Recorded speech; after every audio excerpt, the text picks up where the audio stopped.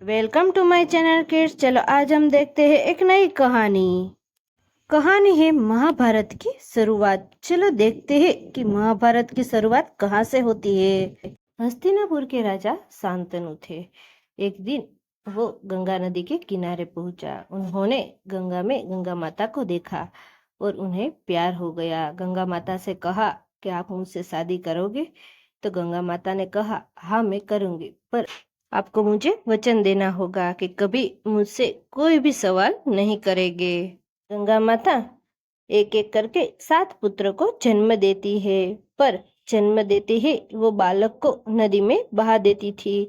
शांतनु ने कहा, यह कैसा वचन है, मैं अपने ही पुत्र को खो रहा हूँ। तभी गंगा माता ने कहा कि ये सब नियति है राजन। गंगा माता को 8वां पुत्र हुआ और वो उसे भी नदी में बहाने लगी। शांतनु खुद को रोक नहीं पाए और प्रश्न पूछ लिया। तब गंगा उन्हें छोड़कर चली गई, लेकिन 8वें पुत्र को भी साथ लेकर गई और वह पुत्र भीष्म पिता के नाम से जाने गए।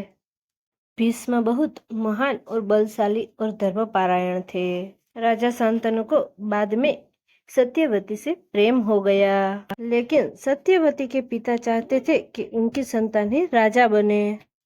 तभी भीष्म ने अपने पिता के प्रेम के लिए एक भयानक प्रतिज्ञा ली। वो कभी विवाह नहीं करेंगे और हमेशा ब्रह्मचारी रहेंगे। सत्यवती को 2 पुत्र हुए, विचित्रवीर्य और चित्रांगद। थोड़े समय बाद दोनों की मृत्यु हो गई। दोनों की मृत्यु के बाद वंश चलाने के लिए महर्षि वेदव्यास के माध्यम से 3 पुत्र को उत्पन्न हुए, धृतराष्ट्र, पांडु और विदुर। धृतराष्ट्र अंधे होने के कारण राजा नहीं बन सके, इसलिए पांडु को राजा बनाया गया। राजा पांडु को एक श्राप मिला था कि उनकी कोई संतान नहीं होगी। तब उनकी पत्नी कुंती ने एक दिव्य मंत्र से देवताओं को बुलाकर संतान प्राप्ति की मन्नत की। पांडवों का जन्म इस प्रकार हुआ। युधिष्ठिर धर्मराज से, भीम वायुदेव से, अर्जुन इंद्रदेव से और दूसरी पत्नी मातृ से नकुल और सहदेव हुए। तभी गांधारी ने 100 पुत्र को जन्म दिया, जिन्हें कौरव कहा जाता है। गांधारी कहती है कि मेरे पुत्र इस राज्य के स्वामी बनेंगे, इसमें से एक अधर्म का मार्ग चुनेगा। पांडव और कौरव साथ में बड़े हुए, लेकिन दुर्योधन हमेशा पांडवों से ईर्ष्या करता था। भीम बहुत ताकतवर था, इसलिए दुर्योधन उसे झलता था। अर्जुन बहुत श्रेष्ठ और धनुर्धर था। युधिष्ठिर धर्म और सत्य के मार्ग पर चलते थे। दुर्योधन भीम से सभी बातों में चलता था। दुर्योधन ने एक दिन खाने में जहर मिला दिया और भीम को खिलाने लगे।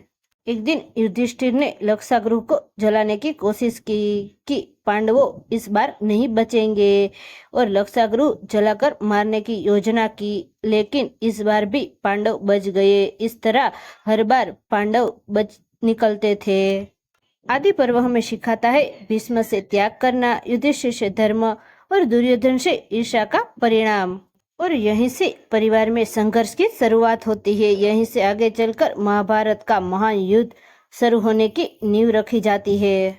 Thanks for watching kids. ये कहानी आपको पसंद आई हो, लाइक करें, शेयर करें, सब्सक्राइब करें एंड कमेंट